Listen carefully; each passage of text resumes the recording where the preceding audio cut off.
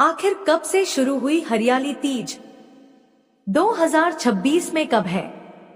माता पार्वती की तपस्या में छिपा वह रहस्य जिसे जानकर स्वयं देवता भी रह गए थे हैरान। क्या आपने कभी सोचा है कि सावन आते ही धरती अचानक हरी भरी क्यों हो जाती है और इसी हरियाली के बीच मनाई जाने वाली तीज को इतना विशेष क्यों माना जाता है? क्या आपने कभी यह जानने की कोशिश की है कि आखिर हरियाली तीज की शुरुआत कब हुई थी? क्या यह किसी राजा ने शुरू की थी, किसी ऋषि ने इसकी परंपरा बनाई थी, या फिर इसके पीछे स्वयं माता पार्वती और भगवान शिव से जुड़ी कोई ऐसी घटना है जिसका रहस्य हजारों वर्षों से लोगों के बीच कथा के रूप में चला आ रहा है? और सबसे बड़ा सवाल, क्या माता पार्वती ने वास्तव में भगवान शिव को पति रूप में प्राप्त करने के लिए ऐसा व्रत और तप किया था जिसकी स्मृति में आज भी हरियाली तीज मनाई जाती है? सावन की बारिश, पेड़ों पर झूले, हाथों में मेहंदी, हरे वस्त्र, शिव पार्वती की पूजा और तीज की कथा, इन सब के पीछे आखिर वह कौन सा रहस्य छिपा है जिसे हमारी पुरानी परंपराएं आज तक संभाल कर चली आ रही हैं? वर्ष 2026 में हरियाली तीज 15 अगस्त शनिवार को मनाई जाएगी और यह श्रावण मास के शुक्ल पक्ष की तृतीया को पड़ती है। पंचांग के अनुसार इस वर्ष तृतीया तिथि 14 अगस्त की शाम से आरंभ होकर 15 अगस्त की दोपहर तक रहेगी। लेकिन अगर पूछा जाए कि हरियाली तीज पहली बार किस वर्ष मनाई गई थी, तो इसका कोई निश्चित ऐतिहासिक वर्ष प्रमाणित रूप से उपलब्ध नहीं है। इसलिए इसे किसी एक ईस्वी सन से शुरू हुआ बताना सही नहीं होगा। इसकी परंपरा को प्राचीन धार्मिक और लोक मान्यताओं से जोड़ा जाता है और इसका मुख्य धार्मिक भाव भगवान शिव तथा माता पार्वती के पुनर्मिलन से जुड़ा है। अब जरा कल्पना कीजिए उस समय की, जब हिमालय की चोटियां बादलों को छूती थी, जब जंगलों में ऋषियों की तपस्या की ध्वनि गूंजती थी और जब देवताओं तथा मनुष्यों की कथाएं केवल मंदिरों की दीवारों तक सीमित नहीं थी, बल्कि लोगों के जीवन का हिस्सा थी। हिमालय के राजा हिमवान के महल में एक दिव्य कन्या का जन्म हुआ। उसका नाम रखा गया पार्वती। वह बचपन से ही सामान्य राजकुमारियों से अलग थी। उन्हें राजसी आभूषणों से जितना लगाव नहीं था, उससे कहीं अधिक आकर्षण उन्हें पर्वतों, नदियों, फूलों और ध्यान में था। जब दूसरे बच्चे खेलते थे, तब पार्वती कभी कभी किसी शांत स्थान पर बैठकर आंखें बंद कर लेती और जैसे किसी अदृश्य शक्ति का स्मरण करती रहती। उनकी माता मैना कई बार उनसे पूछती, बेटी, तुम किसका ध्यान करती रहती हो? पार्वती मुस्कुराकर कहती, माता, मुझे स्वयं नहीं पता, लेकिन जब आंखें बंद करती हूँ तो मन अपने आप एक ऐसे स्वरूप को देखने लगता है जिसके सिर पर चंद्रमा है, शरीर पर भस्म है और जिनकी आंखों में पूरा संसार दिखाई देता है। मैना यह सुनकर चुप हो जाती। उन्हें क्या पता था कि उनकी पुत्री के हृदय में किसी नए संबंध का नहीं, बल्कि एक बहुत पुराने संबंध का स्मरण जाग रहा है। पौराणिक परंपरा में माता पार्वती को देवी सती का पुनर्जन्म माना जाता है। पूर्वजन्म में सती भगवान शिव की पत्नी थी। पिता दक्ष के यज्ञ में शिव का अपमान सहन न कर पाने के कारण सती ने अपना शरीर त्याग दिया था। इस घटना के बाद शिव संसार से विरक्त हो गए। वे गहन तपस्या में चले गए। समय बीतता गया, लेकिन शिव के भीतर सती की स्मृति बनी रही। उधर शक्ति ने पार्वती के रूप में फिर जन्म लिया। यही कारण है कि पार्वती के भीतर बचपन से ही शिव के प्रति एक ऐसा आकर्षण था जिसे केवल सामान्य प्रेम या इच्छा से समझना संभव नहीं था। वह जैसे अपने ही अधूरे अस्तित्व के दूसरे भाग को पहचान रही थी। जब पार्वती बड़ी हुई तो उनके विवाह के लिए अनेक प्रस्ताव आने लगे। हिमवान चाहते थे कि उनकी पुत्री किसी योग्य राजकुमार से विवाह करे, लेकिन पार्वती के मन में केवल एक ही नाम था, महादेव। एक दिन उन्होंने अपने पिता के सामने स्पष्ट शब्दों में कहा, पिताश्री, मैंने अपने मन में भगवान शिव को अपना पति स्वीकार कर लिया है। हिमवान कुछ देर तक उन्हें देखते रहे। उन्होंने कहा, बेटी, शिव महान है, इसमें कोई संदेह नहीं, लेकिन उनका जीवन राजमहल जैसा नहीं है। वे पर्वतों में रहते हैं, तपस्या करते हैं, भस्म धारण करते हैं और संसार के वैभव से दूर रहते हैं। क्या तुम ऐसा जीवन स्वीकार कर पाओगी? पार्वती ने बिना झिझक कहा, यदि मेरा मन उन्हें अपना मान चुका है तो उनके जीवन की कठिनाइयां मुझे उनसे दूर नहीं कर सकती। यहीं से माता पार्वती की तपस्या आरंभ हुई। उन्होंने राजमहल के सुख छोड़ दिए, जंगल में जाकर साधना करने लगी। कभी फल खाकर रहती, कभी केवल पत्तों पर निर्भर रहती और धीरे धीरे उनका ध्यान इतना गहरा हो गया कि उन्हें आसपास की दुनिया का भी भान नहीं रहता। ऋतुएं बदलती रहीं। गर्मी आई, वर्षा आई, ठंड आई, लेकिन पार्वती का संकल्प नहीं बदला। सावन की वर्षा जब हिमालय पर बरसती तब उनके चारों ओर हरियाली फैल जाती।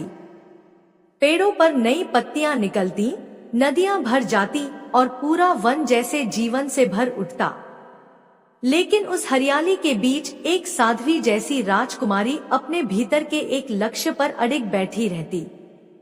एक दिन उनकी सखी ने उनसे पूछा, देवी, आप कब तक इस प्रकार तपस्या करती रहेंगी?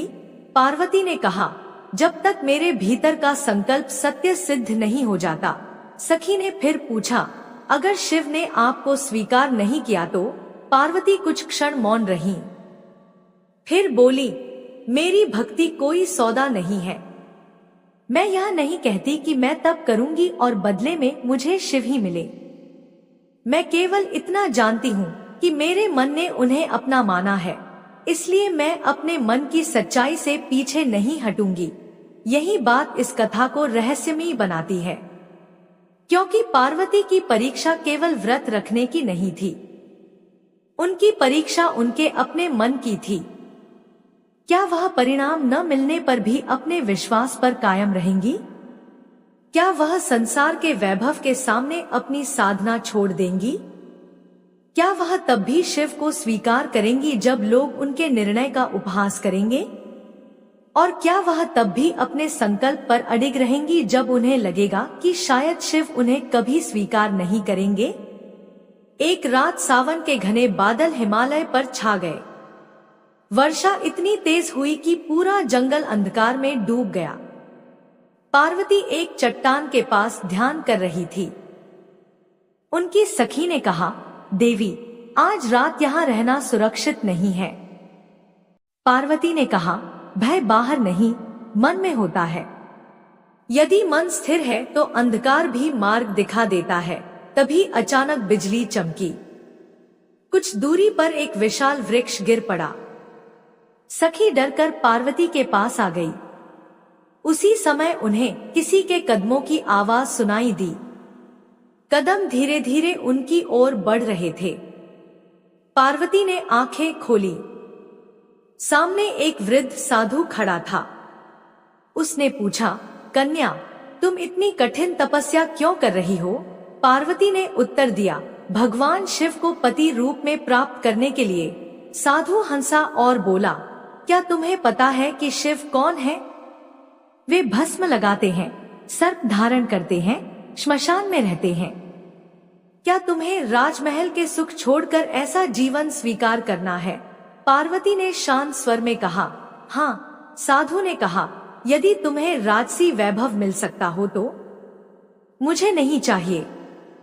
यदि पूरा संसार तुम्हारी प्रशंसा करे? मुझे नहीं चाहिए। यदि स्वयं शिव तुम्हें स्वीकार न करे? पार्वती ने कुछ क्षण आंखें बंद की और बोली, मेरी भक्ति उनके स्वीकार करने पर निर्भर नहीं है। साधु ने उन्हें ध्यान से देखा।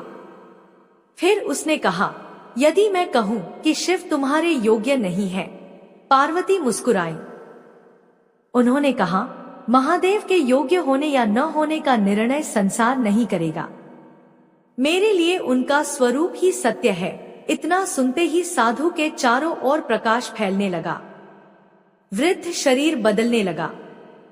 जटाएं दिखाई दी, माथे पर चंद्रमा चमका, गले में सर्प दिखाई दिया और पार्वती समझ गई कि उनके सामने कोई साधारण साधु नहीं, स्वयं महादेव खड़े हैं। पार्वती की आंखों से आंसू निकल पड़े। उन्होंने हाथ जोड़ दिए। शिव ने कहा, पार्वती, तुम्हारी परीक्षा पूरी हुई। तुमने मुझे पाने की इच्छा से अधिक अपने विश्वास की रक्षा की है। तुम्हारी तपस्या ने तुम्हें उस शक्ति का बोध कराया है जो तुम्हारे भीतर पहले से मौजूद थी। पार्वती ने कहा, प्रभु, मुझे केवल आपकी कृपा चाहिए। शिव ने कहा, तथास्तु। कहते हैं उसी क्षण हिमालय की चोटियों पर दिव्य प्रकाश फैल गया। वर्षा की बूंदें जैसे मोतियों की तरह चमकने लगी। हवा में एक अद्भुत शांति छा गई। देवताओं को संकेत मिल गया कि शिव और शक्ति का मिलन होने वाला है। लेकिन कथा यहीं समाप्त नहीं हुई, क्योंकि शिव के प्रकट होने के बाद भी पार्वती के सामने एक और परीक्षा थी। उनके पिता हिमवान को यह विश्वास दिलाना था कि यह विवाह केवल एक राजकुमारी की इच्छा नहीं, बल्कि एक दिव्य मिलन है। शिव जब हिमवान के सामने पहुंचे तो उनके साथ उनका अनोखा गण भी था। हिमवान ने शिव को देखा तो मन में श्रद्धा और आश्चर्य दोनों पैदा हुए। उन्हें समझ आ गया कि उनकी पुत्री ने जिस पुरुष को चुना है वह किसी सांसारिक राजा से अलग है। विवाह की तैयारियां शुरू हुई। जब शिव की बारात हिमवान के महल की ओर चली तो उसका रूप देखकर लोग आश्चर्यचकित रह गए। देवता, ऋषि, गण और अनेक दिव्य शक्तियां उस बारात में थी।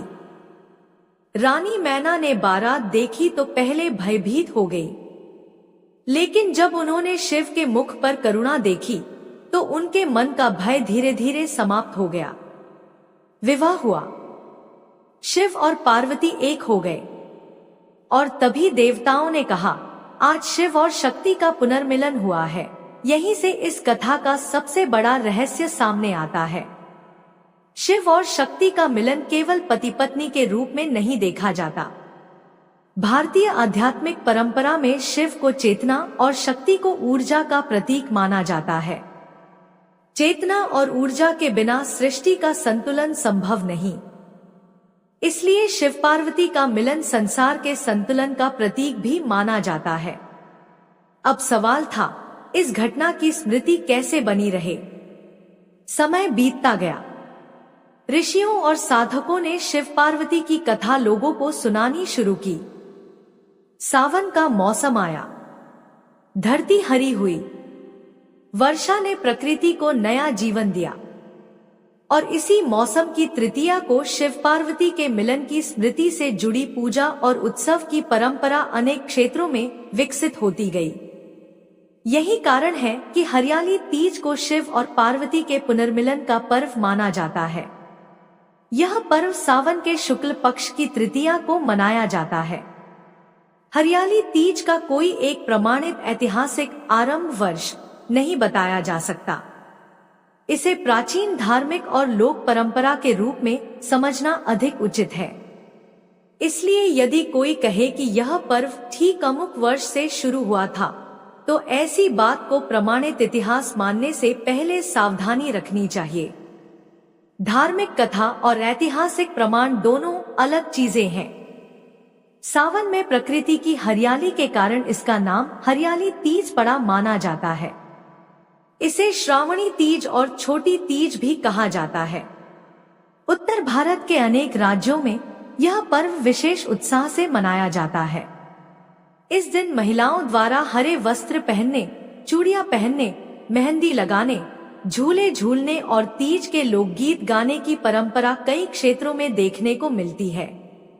विवाहित बेटियों के मायके से सिंधारा भेजने की परंपरा भी कई जगह प्रचलित है, जिसमें मिठाई, मेहंदी, चूड़ियां और अन्य उपहार होते हैं। इसी कारण हरियाली तीज को सिंधारा तीज भी कहा जाता है।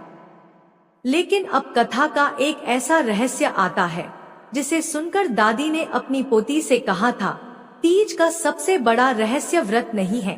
पोती ने पूछा, फिर क्या है? दादी बोली। माता पार्वती ने शिव को पाने से पहले स्वयं को पाया था, पोती समझ नहीं पाई। दादी ने कहा, जब मनुष्य अपने भीतर के डर, अहंकार और अस्थिरता को जीत लेता है, तभी वह अपने जीवन के वास्तविक उद्देश्य को समझ पाता है। पार्वती की तपस्या इसी आंतरिक यात्रा का प्रतीक है। फिर दादी ने एक दीपक जलाया और बोली, इस दीपक को देखो। इसकी लौ बाहर से छोटी दिखाई देती है, लेकिन अंधकार को हटाने के लिए उतनी ही पर्याप्त है। वैसे ही विश्वास भी छोटा दिखाई दे सकता है, लेकिन वह बड़े से बड़े अंधकार को दूर कर सकता है। बच्ची दीपक को देखने लगी। उसी समय बाहर तेज हवा चली। दरवाजा अपने आप हिल गया। दीपक की लौ कांपी, लेकिन बुझी नहीं। दादी मुस्कुराई। देखा? बच्ची ने पूछा। क्या? यही तीज का रहस्य है। हवा कितनी भी तेज हो, अगर भीतर का विश्वास बचा रहे तो प्रकाश बुझता नहीं। बच्ची ने पूछा, क्या माता पार्वती की तपस्या भी ऐसी ही थी? दादी ने कहा, हाँ। फिर उन्होंने बताया कि हरियाली तीज के दिन शिव पार्वती की पूजा करते समय लोग केवल किसी इच्छा की पूर्ति के लिए प्रार्थना न करें, बल्कि अपने जीवन में धैर्य, प्रेम, सम्मान और शांति की भी कामना करें। धार्मिक परंपराओं में व्रत को आस्था से जोड़ा गया है, लेकिन व्रत रखने की विधि और स्वास्थ्य संबंधी निर्णय व्यक्ति की परिस्थिति तथा परिवार की परंपरा के अनुसार होने चाहिए। अब कथा में फिर से लौटते हैं हिमालय की उस रात में। विवाह के बाद जब पार्वती कैलाश पहुंची तो उन्होंने पहली बार शिव के संसार को करीब से देखा। वहां राजमहल जैसा वैभव नहीं था। बर्फीली चोटियां थी, शांत गुफाएं थी, गणों का अनोखा संसार था।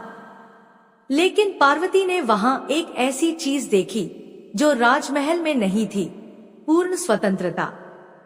उन्होंने शिव से पूछा, महादेव, आपका संसार इतना अलग क्यों है? शिव ने कहा, क्योंकि जो व्यक्ति सत्य को देखना चाहता है, उसे कभी कभी संसार के शोर से दूर जाना पड़ता है। पार्वती ने पूछा, और शक्ति का क्या? शिव ने कहा, शक्ति संसार में रहती है, उसे जीवन देती है और उसे आगे बढ़ाती है। पार्वती मुस्कुराई। उन्हें समझ आया कि उनका और शिव का मिलन केवल व्यक्तिगत नहीं था, वह दो शक्तियों का मिलन था। एक दिन पार्वती ने कैलाश से नीचे देखा। धरती पर वर्षा हो रही थी, सूखे पेड़ फिर हरे हो रहे थे। उन्होंने शिव से कहा, देखिए, धरती फिर हरी हो रही है। शिव ने कहा, क्योंकि प्रकृति को पुनर्जन्म का रहस्य आता है। पार्वती ने पूछा, क्या मनुष्य भी फिर से हरा हो सकता है? शिव बोले, जब उसके भीतर आशा बची हो, तब वह कभी सूखता नहीं। यही वह संवाद था जिसे बाद में ऋषियों ने जीवन का संदेश माना। सावन की हरियाली इसलिए केवल प्रकृति की हरियाली नहीं है, यह आशा की हरियाली है, नए आरंभ की हरियाली है और विश्वास की हरियाली है। इसीलिए हरियाली तीज की कथा आज भी सुनाई जाती है। अब 2026 की बात फिर से स्पष्ट कर लेते हैं। हरियाली तीज 2026 में 15 अगस्त शनिवार को मनाई जाएगी। यह श्रावण शुक्ल तृतीया है। पंचांग में तृतीया तिथि 14 अगस्त शाम 4:16 बजे शुरू होकर 15 अगस्त दोपहर 2:58 बजे समाप्त होने का समय दिया गया है। यह समय स्थान के अनुसार बदल सकता है, इसलिए स्थानीय पंचांग से पूजा का समय देखना उचित है। एक दिलचस्प संयोग यह भी है कि 15 अगस्त 2026 को भारत का स्वतंत्रता दिवस भी है। लेकिन हरियाली तीज का धार्मिक पर्व अपने पंचांग की तिथि के अनुसार ही निर्धारित होता है। अब वापस उस रहस्यमय रात में चलिए। कथा के अनुसार विवाह के बाद एक रात माता पार्वती ने कैलाश की चोटी से नीचे देखा। पूरा संसार अंधकार में था, लेकिन दूर दूर तक छोटे छोटे दीपक दिखाई दे रहे थे। उन्होंने शिव से पूछा, महादेव, ये दीपक कौन जला रहा है? शिव ने कहा, मनुष्य। इतने अंधकार में? हाँ। क्यों? शिव मुस्कुराए। क्योंकि मनुष्य अंधकार को देखकर प्रकाश जलाना सीखता है। पार्वती कुछ देर तक दीपकों को देखती रही, फिर बोली, तो क्या मेरी तपस्या भी एक दीपक थी? शिव ने कहा, हाँ। और जब मैंने आपको पाने की आशा नहीं छोड़ी, वही उस दीपक की लौ थी। और आज? शिव ने कहा, आज वह लौ दूसरों के लिए प्रकाश बन सकती है। यही बात हरियाली तीज के संदेश को और गहरा बना देती है। एक स्त्री की तपस्या की कथा धीरे धीरे अनेक पीढ़ियों की आस्था का हिस्सा बन गई। लोग इसे सुनाते रहे, याद करते रहे और सावन की तृतीया को शिव पार्वती का स्मरण करते रहे। लेकिन रहस्य अभी बाकी था। कहा जाता है कि जिस रात शिव और पार्वती का मिलन हुआ, उसी रात हिमालय में एक ऐसा फूल खिला जो वर्षों से नहीं खिला था। ऋषियों ने उसे शुभ संकेत माना। कोई कहता था कि वह प्रकृति के जागरण का प्रतीक था, कोई कहता था कि वह शक्ति के पुनर्जन्म का संकेत था, और कुछ साधक कहते थे कि वह फूल केवल बाहर नहीं खिला था, बल्कि मनुष्य के भीतर भी एक अदृश्य फूल खिलता है, भक्ति का।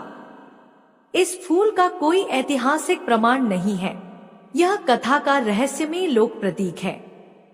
लेकिन कहानी का संदेश स्पष्ट है। जब मन में विश्वास खिलता है, तो जीवन भी बदलता हुआ महसूस होता है। वर्षों बाद एक ऋषि ने अपने शिष्यों से कहा, हरियाली तीज के दिन केवल फूल मत चढ़ाना, अपने मन की सूखी भूमि में भी विश्वास का बीज बोना। शिष्य ने पूछा, कैसे? ऋषि बोले, जिसे क्षमा करना है उसे क्षमा करो, जिसे सम्मान देना है उसे सम्मान दो, जिस रिश्ते में प्रेम चाहिए वहां अहंकार कम करो, और जिस कठिनाई से डरते हो उसके सामने धैर्य रखो। फिर उन्होंने कहा, यही माता पार्वती की तपस्या का वास्तविक अर्थ है। अब कथा के अंतिम चरण में आते हैं। सावन की वही रात थी। पार्वती ने शिव से कहा, प्रभु, यदि कभी लोग मेरी तपस्या को याद करें तो उन्हें क्या संदेश दिया जाए? शिव ने उत्तर दिया, उन्हें कहना कि सच्चा व्रत केवल शरीर का नहीं, मन का होता है। पार्वती ने पूछा, और यदि कोई बहुत दुखी हो? शिव बोले, उसे कहना कि वर्षा के बाद धरती फिर हरी होती है। यदि किसी का विश्वास टूट गया हो, उसे कहना कि टूटा हुआ मन भी प्रेम और धैर्य से फिर जुड़ सकता है। और यदि किसी को अपना मार्ग दिखाई न दे, शिव बोले, उसे अपने भीतर के प्रकाश की ओर देखना चाहिए। पार्वती ने मुस्कुराकर कहा, तो यही हरियाली तीज का संदेश होगा। शिव ने कहा, हाँ। तभी कैलाश पर वर्षा शुरू हुई। बादल गरजे, हवा चली, और दूर हिमालय की घाटियों में हरियाली और गहरी हो गई। कहते हैं, उस रात पार्वती ने धरती की ओर देखा और कहा, जिस प्रकार यह धरती सावन में फिर हरी होती है, उसी प्रकार हर मनुष्य के जीवन में भी आशा कभी समाप्त नहीं होती। और यही वह रहस्य है जो हरियाली तीज को केवल एक पर्व नहीं, बल्कि एक संदेश बना देता है। आज जब सावन आता है और महिलाएं झूले पर बैठकर तीज के गीत गाती हैं, जब हाथों में मेहंदी सजती है, जब हरे वस्त्र पहने जाते हैं, और जब शिव पार्वती की पूजा की जाती है, तब कहीं न कहीं उसी प्राचीन कथा की स्मृति जीवित होती है। माता पार्वती की तपस्या हमें धैर्य सिखाती है। शिव का स्वरूप हमें वैराग्य और करुणा का संदेश देता है। उनका मिलन हमें संतुलन का अर्थ समझाता है। और सावन की हरियाली हमें याद दिलाती है कि परिवर्तन जीवन का नियम है। सूखी धरती हमेशा सूखी नहीं रहती, अंधेरी रात हमेशा अंधेरी नहीं रहती, और कठिन समय हमेशा एक जैसा नहीं रहता। कभी न कभी सावन आता है, कभी न कभी बादल बरसते हैं, और कभी न कभी जीवन फिर हरा हो जाता है। यही हरियाली तीज की सबसे सुंदर और सबसे रहस्यमयी सीख है। अब वह बच्ची अपनी दादी से आखिरी प्रश्न पूछती है, दादी, क्या माता पार्वती की तपस्या का रहस्य अब पूरा समझ आ गया?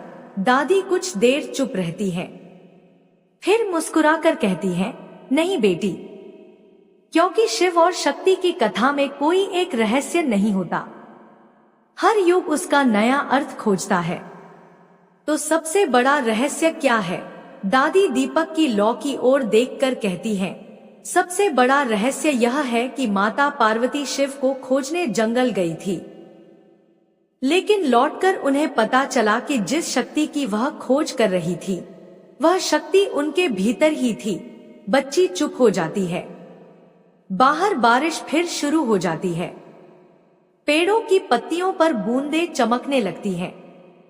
दूर मंदिर से घंटी की आवाज आती है। दादी आंखें बंद करके कहती हैं, हे माता पार्वती, जैसे आपने कठिन तपस्या में धैर्य रखा, वैसे ही हर मनुष्य को कठिन समय में धैर्य दीजिए। हे महादेव, जैसे आपने शक्ति को सम्मान दिया, वैसे ही संसार में हर रिश्ते में सम्मान और प्रेम बना रहे। और तभी बिजली चमकती है। एक पल के लिए पूरा आकाश प्रकाश से भर जाता है। बच्ची खिड़की से बाहर देखती है। उसे ऐसा लगता है जैसे दूर पेड़ों के बीच कोई हरे रंग की रोशनी चमकी हो। वह दादी से पूछती है, दादी, आपने भी देखा? दादी धीरे से मुस्कुराती है। क्या? वह रोशनी। दादी बाहर देखती है, लेकिन वहां कुछ नहीं होता, सिर्फ बारिश होती है। पेड़ हवा में झूम रहे होते हैं और मंदिर की घंटी लगातार बज रही होती है। दादी कहती है, शायद वह केवल रोशनी नहीं थी, शायद वह याद दिलाने आई थी कि हरियाली तीज की कथा आज भी समाप्त नहीं हुई है। बच्ची पूछती है, क्यों? दादी कहती है, क्योंकि जब तक सावन आएगा, जब तक धरती हरी होगी, जब तक कोई अपने मन से प्रार्थना करेगा और जब तक कोई कठिन समय में धैर्य रखेगा, तब तक माता पार्वती की तपस्या की यह कथा जीवित रहेगी। और यही कथा अपने रहस्यमयी समापन तक पहुंचती है, क्योंकि शायद हरियाली तीज का असली रहस्य किसी पुराने ग्रंथ के पन्नों में नहीं, बल्कि उस विश्वास में छिपा है जो आज भी किसी के मन में कठिन समय के बीच दीपक की तरह जलता है। माता पार्वती ने शिव को पाने के लिए तप किया था, यह धार्मिक कथा है, लेकिन उन्होंने अपने भीतर की शक्ति को पहचान लिया, यह इस कथा का संदेश है। सावन की हरियाली प्रकृति का रूप है, लेकिन मन में जागी आशा जीवन की हरियाली है। और शायद इसी कारण हर वर्ष जब सावन की तृतीया आती है तो लोग केवल एक पुरानी कथा याद नहीं करते, वे अपने भीतर की उस शक्ति को भी याद करते हैं जो कठिन से कठिन समय में उन्हें फिर से खड़ा कर सकती है। वर्ष 2026 में हरियाली तीज 15 अगस्त शनिवार को है। यह पर्व श्रावण शुक्ल तृतीया को मनाया जाएगा और भगवान शिव तथा माता पार्वती के पवित्र मिलन की स्मृति से जुड़ा माना जाता है। और जहां तक यह सवाल है कि हरियाली तीज कब से शुरू हुई, तो इसका कोई निश्चित ऐतिहासिक वर्ष प्रमाणित नहीं है। इसे किसी एक राजा, व्यक्ति या वर्ष से शुरू हुआ बताने के बजाय प्राचीन पौराणिक एवं लोक परंपरा के रूप में समझना अधिक उचित है। इसलिए जब अगली बार सावन में चारों ओर हरियाली दिखाई दे, मंदिर की घंटी सुनाई दे, हाथों में मेहंदी सजे या किसी पेड़ पर झूला झूले, तो एक क्षण के लिए माता पार्वती को याद कीजिए, क्योंकि उनकी कथा केवल यह नहीं कहती कि इच्छा पूरी हो सकती है। उनकी कथा यह कहती है, सच्चे संकल्प के रास्ते में अंधकार आए तो दीपक बनो, कठिनाई आए तो धैर्य रखो, मन टूटे तो आशा बचाए रखो, और जीवन सूख जाए तो सावन की तरह फिर हरा होने का विश्वास रखो। यही हरियाली तीज की कथा है। यही माता पार्वती की तपस्या का रहस्य है। और शायद यही वह रहस्य है जिसे हजारों वर्षों से सावन की हरियाली अपने भीतर छिपाए हुए है। प्रिय दर्शकों, आज की वीडियो आपको कैसी लगी?